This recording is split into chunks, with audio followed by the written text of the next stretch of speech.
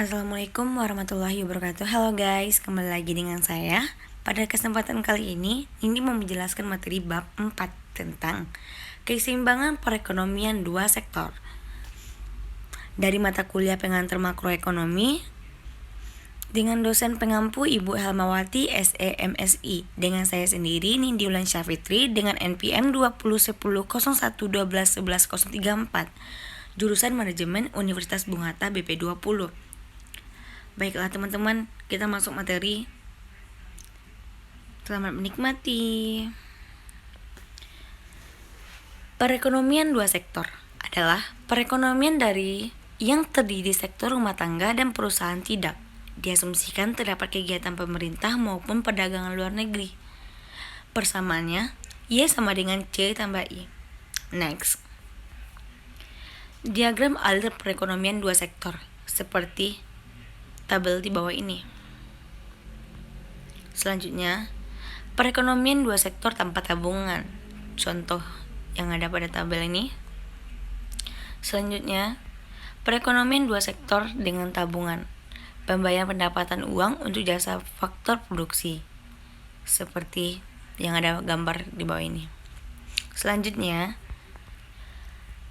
aliran pendapatan dalam perekonomian dua sektor. Ada 4 macam. Yang pertama, sektor perusahaan menggunakan faktor-faktor produksi yang memiliki rumah tangga. Yang kedua, sebagian besar pendapatan yang diterima rumah tangga akan digunakan untuk konsumsi, yaitu membeli barang dan jasa yang dihasilkan oleh sektor perusahaan. Yang ketiga, sisa pendapatan rumah tangga yang tidak digunakan untuk mengkonsumsi akan ditabung dalam institusi keuangan. Yang keempat, yang terakhir, pengusaha yang ingin melakukan investasi akan meminjam tabungan rumah tangga yang dikumpulkan oleh institusi keuangan. Selanjutnya, hubungan konsumsi dan tabungan C tambah S seperti tabel di bawah ini. Selanjutnya, keterangan. Pada pendapatan yang rendah, rumah tangga mengambil tabungan. Ini berarti rumah tangga harus menggunakan harta atau tabungan di masa lalunya untuk membiayai konsumsinya. Kenaikan pendapatan menaikkan pengeluaran konsumsi seperti sisa pertambahan pendapatan ditabung.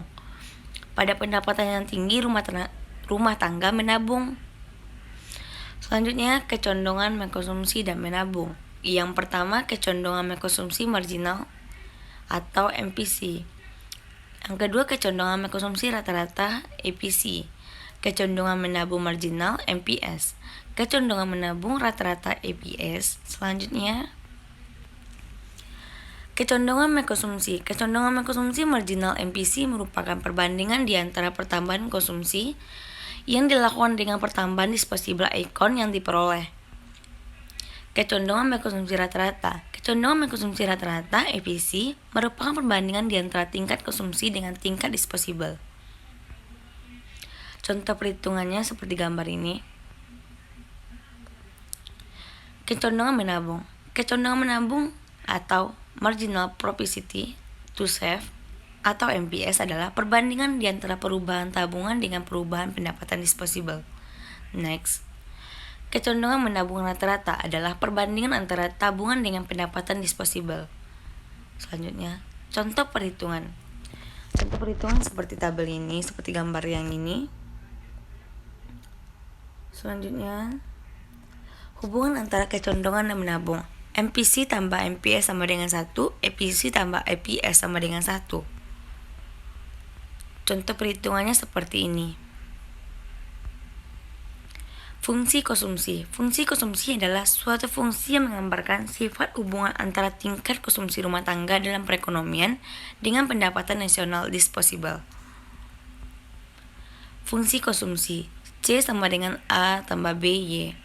C sama dengan A tambah B Y D, di mana A sama dengan konsumsi rumah tangga saat pendapatan nasional sama dengan 0, B sama dengan MPC, kecondongan mengkonsumsi marginal, C, tingkat konsumsi, Y, pendapatan nasional.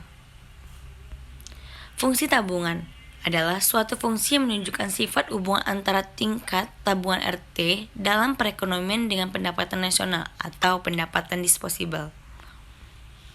Fungsi tabungan di mana konsumsi rumah tangga ketika pendapatan nasional adalah 0, B sama dengan kecondongan konsumsi marginal, C sama dengan tingkat konsumsi, Y sama dengan pendapatan nasional.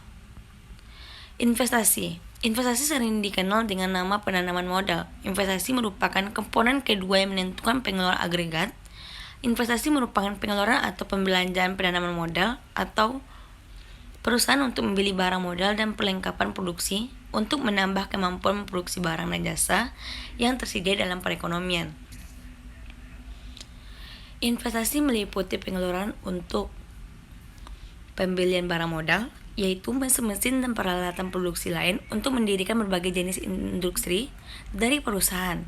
Yang kedua, pergantian barang-barang modal yang telah dipersiapkan.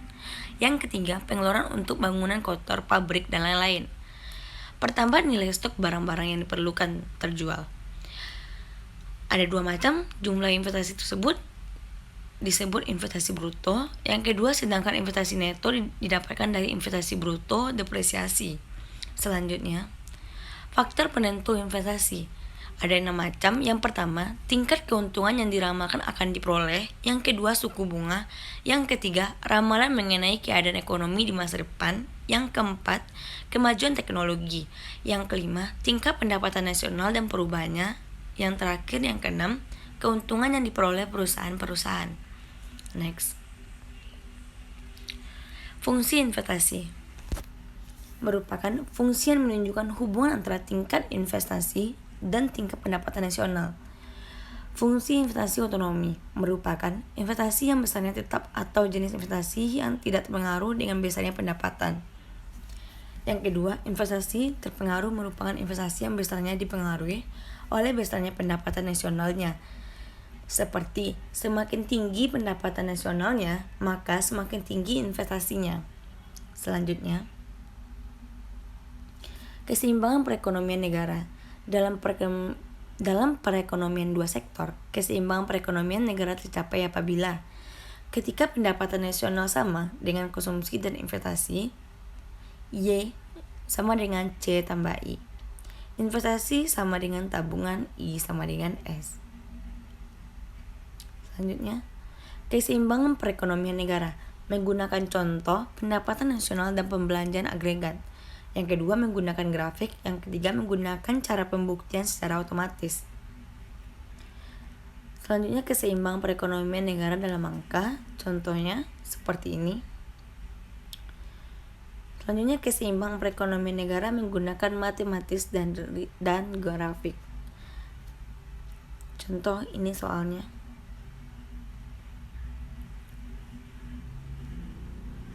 Ini contoh soal.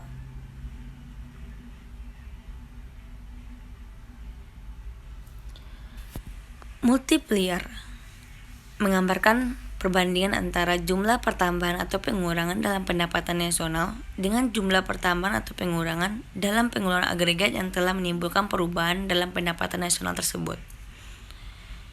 Next. Contoh soal lagi.